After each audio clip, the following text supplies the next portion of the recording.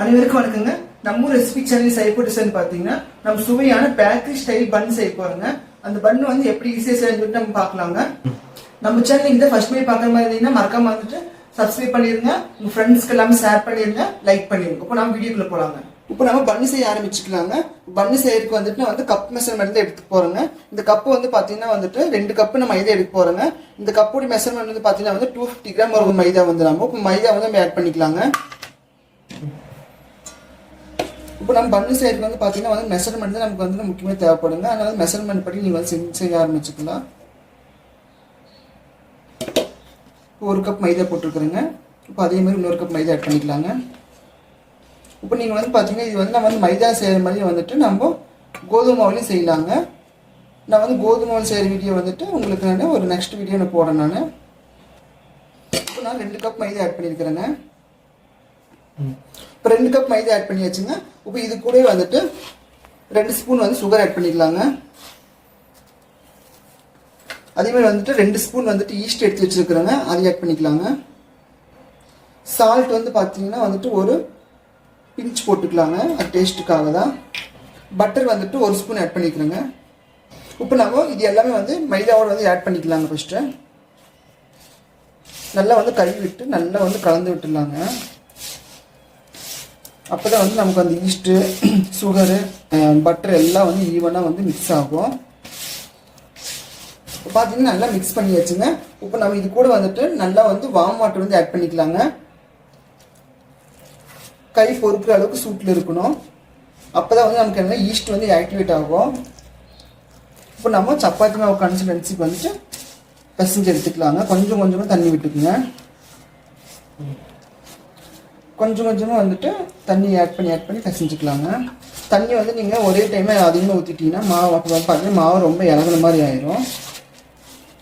மாவு பாருங்கள், இந்த மாதிரி வந்துட்டு நம்ம தண்ணி லைட்டாக விட்டு நல்லா வந்து சப்பாத்தி மாவு பிசைஞ்சு எடுத்தாச்சுங்க. நம்ம இந்த மாதிரி வந்துட்டு நல்லா உள்ளுக்குள்ளே விட்டு இப்படி நம்ம பரட்டி விட்டோம்னா வந்து நமக்கு என்னால் பன் வந்து சாஃப்டாக கிடைக்கும். இந்த மாதிரி வந்துட்டு மாவு வந்து ரெடி பண்ணி வச்சுங்க. இது நம்ம வந்து என்ன பண்ணலாம், 1/2 மணி நேரம் ஊற வச்சிடலாங்க. ஒரு மூடி ஒன்று போட்டு 1/2 மணி நேரம் ஊறட்டுங்க. இப்போ பாருங்க, நம்ம வந்து பன்னு ரெடி பண்ணுறது மைக்ரோ வந்து ரெடி பண்ண போகிறோங்க. அதில் வந்து ஃப்ரீ ஹீட் பண்ணுறதுக்காக வந்து 3 நிமிஷத்துக்கு வந்து நான் வந்து ஸ்டார்ட் பண்ணி விட்டுருக்குறேங்க. அது ஃப்ரீ ஹீட் ஆகிட்டு இருக்கட்டும். இப்போ நமக்கு வந்து பன்னு மாவு வந்து ரெடி ஆயிடுச்சுங்க. அது எப்படி இருக்குன்னு பார்க்கலாம். இப்போ பாருங்க, நமக்கு நல்லா 1/2 அன் ஹவர் ஆயிடுச்சுங்க. மாவு பாருங்க நல்லா நமக்கு நல்லா உப்பி வந்துருக்கு பாருங்க. இந்த மாதிரி நல்லா உப்பி வந்தால் தான் பன்னு வந்து நல்லா சாஃப்டாக இருக்குங்க. மாவு வந்து நல்லா மறுபடியும் பிசைஞ்சிக்கலாங்க. இப்போ நம்ம இப்படி வந்தால் மாவு வந்து நமக்கு நல்லா கரெக்டான பதத்தில் இருக்குதுன்னு அர்த்தம். இப்போ நல்லா வந்துட்டு மறுபடியும் பிசைஞ்சு எடுத்துக்கலாம். நல்லா பிசைஞ்சு எடுத்த மாவு வந்துட்டு நம்ம வந்துட்டு ஒரு பிளேட்டு ஒரு பலகையும் மாற்றிக்கலாங்க. இது மாற்றிட்டு நம்ம வந்துட்டு கொஞ்சம் நல்லா அகலமாக அமுத்தி விட்டுக்கலாங்க. அமுத்தி விட்டுட்டு நம்ம இது வந்துட்டு கட் பண்ண போகிறோங்க.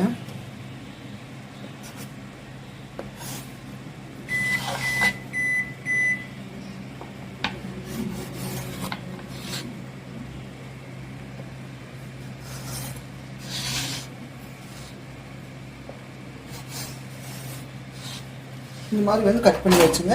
இப்போ கட் பண்ணதை வந்து நம்ம தனித்தனி எடுத்து வச்சுக்கலாம். இப்போ பாருங்க, நம்ம கட் பண்ணி எடுத்து வச்சுருக்கிற மாவு வந்துட்டு ஒரு பீஸ் எடுத்துக்கிறோங்க. இது வந்துட்டு நம்ம உள்பாகம் வந்து உள்ளே தள்ளிக்கணும். இப்படி மேலேருந்து உள்ளே தள்ளத்தால என்னன்னா வந்து நம்ம ரவுண்ட் ஷேப் வருங்க. உள்பாகம் வந்து தள்ளிட்டுங்க. இப்போ வந்துட்டு நம்ம ரவுண்ட் ஷேப் பண்ணிக்கலாங்க. அப்போ தான் வந்து நமக்கு வந்துட்டு ஒரே மாதிரி ஈவனாக வரும் பன்னு. இப்போ இதே மாதிரி வந்து ரெடி பண்ணதில் வந்துட்டு பிளேட்டில் வந்து வச்சிடலாங்க. இப்போ நெக்ஸ்ட் வந்து அதே மாதிரியே தான். இப்போ நம்ம வந்து உள்ளுக்குள் விட்டு அமுத்தணும். அப்போ தான் வந்து நமக்கு என்ன ஆகுனா வந்துட்டு உள்ளுக்குள்ள வந்து லேயர் நிறைய வரும். அதுக்காக தான் வந்து நம்ம இந்த மாதிரி பண்ணுறோம். பண்ணிவிட்டு இப்போ லைட்டாக வந்து இப்போ நம்ம அமுத்தி விட்டோம்னா என்ன ஆகுனா வந்து நமக்கு வந்து ரவுண்ட் ஷேப் வந்துட்டு ஒரே மாதிரி ஈவனாக கிடைக்குங்க எல்லா பண்ணுமே.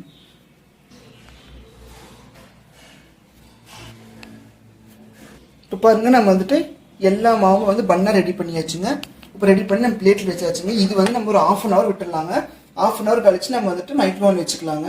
இப்போ பாருங்கள், நம்ம ரெடி பண்ணி வச்சுருக்க மாவு வந்து நல்லா வந்து 1/2 அன் ஹவர் ஆயிடுச்சு. நல்லா பாருங்கள் எப்படி பண்ணு வந்து நல்லா உப்பி வந்துருக்கு பார்த்தீங்களா. இப்போ நம்ம இதுக்கு மேலே வந்து பால் அப்ளை பண்ணி விட்டுடலாங்க. பால் அப்ளை பண்ணோம்னா வந்து என்னன்னா நமக்கு வந்துட்டு நல்லா கொஞ்சம் ப்ரௌனிஷ் கலர் நமக்கு வருங்க. அதுக்காக பால் அப்ளை பண்ணுறது. பால் அப்ளை பண்ணுறேன், பால் அப்ளை பண்ணிக்கல. இல்லைனா வந்துட்டு முட்டை வந்து நல்லா அடிச்சுங்க. முட்டையும் நான் மேலே அப்ளை பண்ணிட்டேன். நமக்கு ப்ரௌனிஷ் கலர் வருங்க. நான் வந்து முட்டை அப்ளை பண்ணல, நான் வந்து பால் மட்டும் அப்ளை பண்ணிக்கிறேங்க. இப்போ பாருங்கள், பால் வந்து நல்லா அப்ளை பண்ணியாச்சுங்க. இப்போ நம்ம வந்துட்டு மைக்ரோவனில் வந்துட்டு எடுத்து வச்சுக்கலாங்க. இப்போ பாருங்கள், நமக்கு வந்து ப்ரீ ஹீட் ஆயிடுச்சுங்க. இப்போ நம்ம வந்துட்டு 170 டிகிரி வந்து வச்சுக்கலாங்க. 170 டிகிரியில் வந்து 20 மினிட்ஸ் வச்சுக்கலாங்க. இப்போ நம்ம ரெடி பண்ணி வச்சுருக்கிற இந்த பன்னை வந்துட்டு உள்ளே வச்சுக்கலாங்க. வச்சுட்டு க்ளோஸ் பண்ணிடலாங்க. க்ளோஸ் பண்ணிவிட்டு நான் வந்துட்டு 20 மினிட்ஸ் வச்சுட்டு ஸ்டார்ட் கொடுத்துட்றேங்க. இப்போ நம்ம பார்த்தீங்கன்னா வந்து லோடாக ஆரம்பிச்சிருச்சு. நம்ம வந்து 20 மினிட்ஸ் கழிச்சு நம்ம எடுத்து பார்த்துக்கலாங்க. இப்போ பாருங்கள், நமக்கு வந்து டைமிங் வந்து ஸ்டாப் ஆயிடுச்சுங்க. இப்போ நம்ம ஓப்பன் பண்ணி எடுத்துக்கலாம். சூடாக இருக்கும், பார்த்து எடுக்கணுங்க. இப்போ பாருங்கள், நமக்கு வந்து சுவையான பன் வந்து நான் கலர்ஃபுல்லாக ரெடி ஆயிடுச்சுங்க.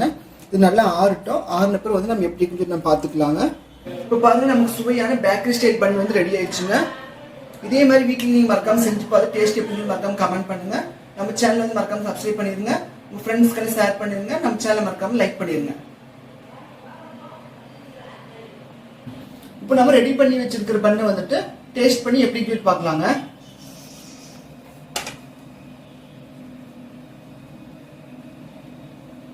பாருங்க எப்படி வந்திருக்கு பாருங்க.